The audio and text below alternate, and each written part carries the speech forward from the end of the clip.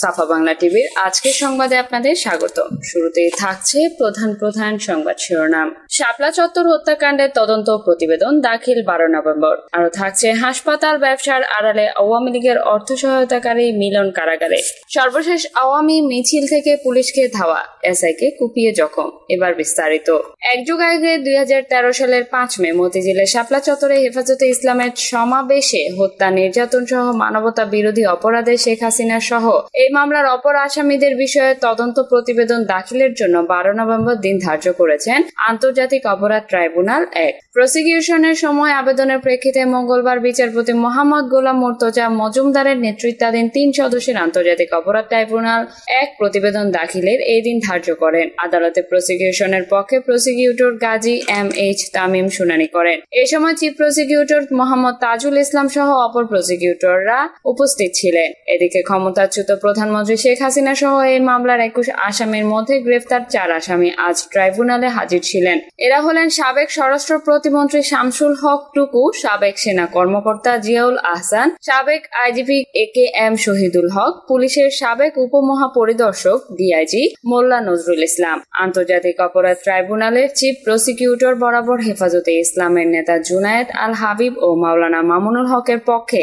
আজিজুল হক ইসলামাবাদী এই অভিযোগ করেন। সেই অভিযোগে সাবেক প্রধানমন্ত্রী শেখ হাসিনা, আওয়ামী লীগের সাধারণ সম্পাদক ওবায়দুল কাদের, সাবেক মন্ত্রী রাশেদ খান মেনন, ঢাকা দক্ষিণ সিটি কর্পোরেশনের সাবেক মেয়র শেখ ফজলে নূর তাপস, সাবেক মন্ত্রী হাসান মাহমুদ, সাবেক এমপি হাজি সেলিম, সাবেক প্রধানমন্ত্রীর উপদেষ্টা সালমান এফ রহমান, নারায়ণগঞ্জের সাবেক এমপি শামীম ওসমান, সাবেক প্রধানমন্ত্রীর উপদেষ্টা তারেক আহমেদ সিদ্দিকী, সাবেক আইজিপি এ.কে.এম. শহীদুল হক, সাবেক আইজিপি বেনজির আহমেদ, র্যাবের সাবেক অতিরিক্ত মহাপরিচালক জিয়াউল আহমেদ, ডিএমপির অতিরিক্ত কমিশনার ডিবি হারুনুর রশিদ, ডিএমপির সাবেক উপকমিশনার বিপ্লব কুমার সরকার, 71-এর ঘাতক দালাল নির্মূল কমিটির সভাপতি শাহরিয়ার কবির, নির্মূল কমিটির সদস্য অধ্যাপক মুনতাসির মামুন, আন্তর্জাতিক অপরাধ ট্রাইব্যুনালের সাবেক প্রসিকিউটর তুরিন আফরোজ, গণজাগরণ মঞ্চের আহ্বায়ক ইমরান এইচ সরকার, 71 টিভির সাবেক সিইও মোজাম্মেল হক বাবু, সময় টিভির সাবেক ব্যবস্থাপনা পরিচালক ও CEO Ahmed Zobayer, AB News 24.com এর সম্পাদক সুভাষ সিংহ রায়, সাবেক প্রধানমন্ত্রীর প্রেস সচিব নাইমুল ইসলাম খান, সাবেক সেনা প্রধান আজিজ আহমেদ ও এনএসআই এর মোহাম্মদ মঞ্জুর আহমেদের নাম দেওয়া হয়েছে। ছাত্র জনতার অভ্যুত্থানে গত 5 অগস্ট প্রধানমন্ত্রীর পদ থেকে পদত্যাগ করে ভারতে পালিয়ে যান শেখ হাসিনা। এর মধ্য দিয়ে প্রায় 16 বছরের আওয়ামী শাসনের অবসান ঘটে।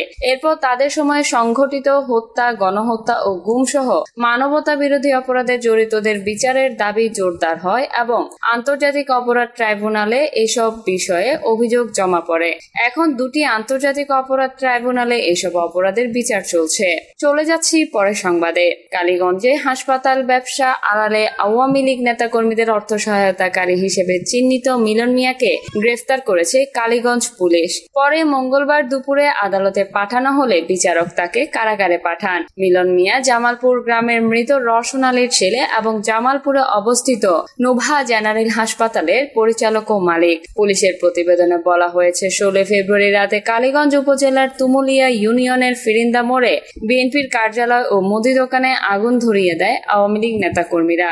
এই ঘটনায় শহীদ president Ziaur Rahman, BNP chairperson Begum Khaleda Zia, ভারপ্রাপ্ত চেয়ারম্যান তারেক রহমান এবং সাবেক এমপি ফজলুল হক মিলনের ছবি পুড়ে যায়। 19 ফেব্রুয়ারি তুমুলিয়া ইউনিয়ন ছাত্রদলের সাংগঠনিক সম্পাদক এনামুল হাসান বাদী হয়ে বিশেষ ক্ষমতা আইনে মামলা দায়ের করেন। ওই মামলায় জড়িত সন্দেহে জামালপুর এলাকা থেকে মিলন মিয়াকে গ্রেফতার করা হয়। পুলিশ প্রতিবেদনে আরো বলা হয়েছে, নোভা জেনারেল হাসপাতাল আওয়ামী লীগ, যুবলীগ ও ছাত্রলীগ নেতাকর্মীদের আড্ডাখানা ও কার্যক্রমের কেন্দ্র হিসেবে ব্যবহৃত হতো।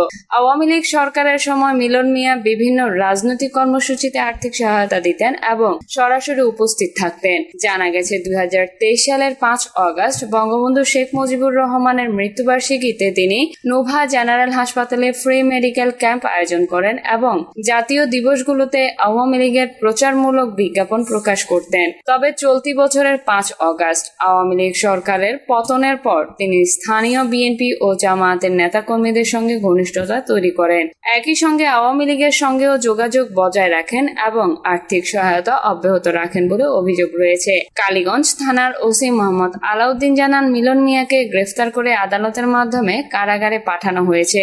আওয়ামী লীগের নেতাকর্মীদের সঙ্গে যোগাযোগ ও অর্থ সহায়তার অভিযোগ রয়েছে তার বিরুদ্ধে। তদন্ত চলছে, প্রয়োজনে তাকে রিমান্ডে এনে জিজ্ঞাসাবাদের আবেদন করা হবে। চলে যাচ্ছি পরের সংবাদে।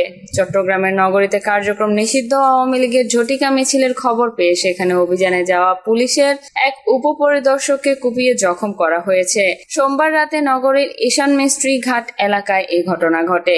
আহত পুলিশ সদস্যের নাম আবু সাইদ রানা। তিনি বন্দর থানায় কর্মরত রয়েছেন। পুলিশ ও স্থানীয় সূত্রে জানা যায়, রাতে ঈশান মিস্ত্রি ঘাট এলাকায় আওয়ামী লীগের কর্মীরা ঝটিকা মিছিল বের করে। খবর পেয়ে বন্দর থানা পুলিশের 4 থেকে 5 জনের একটি দল সেখানে যায়। পুলিশ দেখে আওয়ামী লীগের মিছিল থেকে তাদের ধাওয়া করা হয়। এ সময় অন্যরা সেখান থেকে পিছু হটলেও এসআই আবু সাইদ রানা মাটিতে পড়ে যান। তখন তাকে কুপিয়ে জখম করা হয়। নগর পুলিশের উপকমিশনার বন্দর আমিরুল ইসলাম বলেন, আওয়ামী মিছিল থেকে পুলিশের এক এসআইকে কুপিয়ে জখম করা হয়েছে।